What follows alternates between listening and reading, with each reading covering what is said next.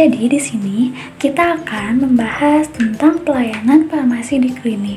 Sebelumnya, ada yang tahu tidak pelayanan farmasi di klinik itu apa?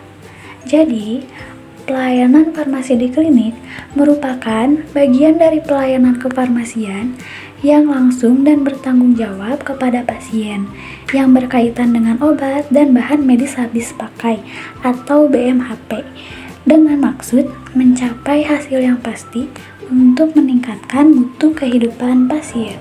Lalu ada juga tujuan pelayanan kefarmasian di klinik. Nomor 1, meningkatkan mutu dan memperluas cakupan pelayanan kefarmasian di klinik. Nomor 2, memberikan pelayanan kefarmasian yang dapat menjamin efektivitas, keamanan, dan efisiensi obat dan bahan medis habis pakai, yaitu BMHP. Nomor 3, meningkatkan kerjasama dengan profesi kesehatan lain dan kepatuhan pasien yang terkait dalam pelayanan kefarmasian. Lalu yang terakhir, melaksanakan kebijakan obat di klinik dalam rangka meningkatkan penggunaan obat secara rasional. Pelayanan farmasi klinik. Pelayanan farmasi di klinik meliputi 1. Pengkajian dan pelayanan resep. Yang kedua, dispensing. Yang ketiga, pelayanan informasi obat atau PIO. Yang keempat, konseling. Yang kelima, pemantauan terapi obat atau PTO. Yang keenam, monitoring efek samping obat atau MESOP. Pengkajian dan pelayanan resep.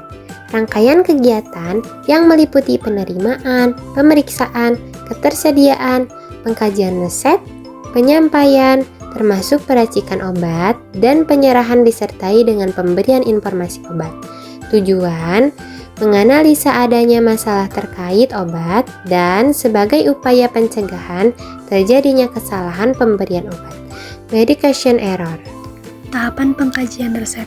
Yang pertama, kajian administratif yang meliputi nama dokter, SIP, paraf dokter, tanggal penulisan resep, nama obat, jumlah obat, aturan pakai, nama pasien, umur pasien, berat badan pasien, jenis kelamin pasien, alamat pasien, dan nomor telepon pasien. Yang kedua, kajian kesesuaian farmasetika yang meliputi bentuk sediaan, dosis obat, potensi obat, kekuatan sediaan, cara dan lama penggunaan obat. Yang ketiga, pertimbangan klinis yang meliputi alergi terhadap obat, efek samping obat, interaksi obat, dan kesesuaian dosis.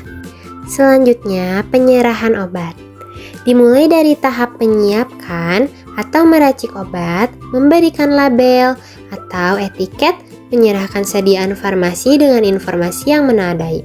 Tujuan 1. Pasien memperoleh obat sesuai dengan kebutuhan klinis pengobatan. 2. Pasien memahami tujuan pengobatan dan mematuhi instruksi pengobatan.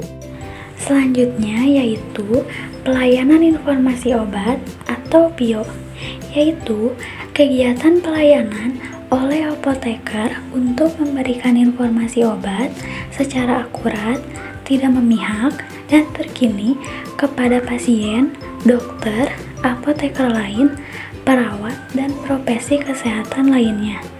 Tujuannya agar obat digunakan dengan benar, aman, dan efektif untuk mencegah efek samping.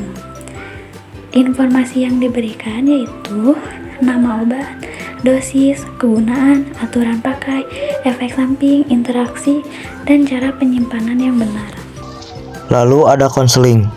Konseling farmasi adalah proses interaktif antara apoteker dan pasien untuk memberikan informasi, edukasi, dan motivasi guna meningkatkan pemahaman, kepatuhan, dan kesadaran dalam menggunakan obat secara benar. Tujuannya untuk meningkatkan pemahaman dan kepatuhan pasien terhadap pengobatan. Berikut tahapan-tahapannya ada 6. Nomor 1, membuka komunikasi. Nomor 2, menilai pemahaman. Nomor 3, menggali informasi lanjut. Nomor 4, memberi solusi. Nomor 5, verifikasi akhir. Lalu dokumentasi pasien. Pemantauan terapi obat. Tujuan memastikan terapi obat aman, efektif, dan efisien. Langkahnya 1. Pemilihan pasien prioritas usia lanjut, multi obat, gangguan ginjal atau hati. Yang kedua, identifikasi masalah obat. Yang ketiga, buat rekomendasi terapi. Dan yang keempat, dokumentasi hasil pemantauan. Selanjutnya saya akan menjelaskan tentang monitoring efek samping obat, yaitu MESO. MESO adalah kegiatan pemantauan terhadap semua respon obat yang dapat merugikan pasien dan terjadi pada pemberian dosis sesuai dengan kebutuhan. Tujuannya untuk mengidentifikasi dan melaporkan efek samping obat. Berikut langkah-langkahnya ada 3. Nomor 1, mengidentifikasi obat berisiko tinggi.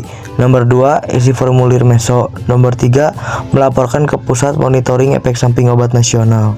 Sumber daya kefarmasian di klinik. Contoh sumber daya kefarmasian di klinik yaitu sumber daya manusia yang meliputi apoteker dan tenaga teknis kefarmasian atau TTK.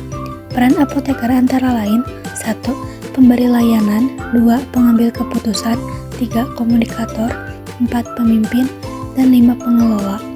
Peran TTK antara lain 1. Membantu apoteker melakukan pelayanan, 2. Menyiapkan dan menyerahkan obat sesuai resep, 3. Memberikan informasi penggunaan obat, serta melayani obat bebas.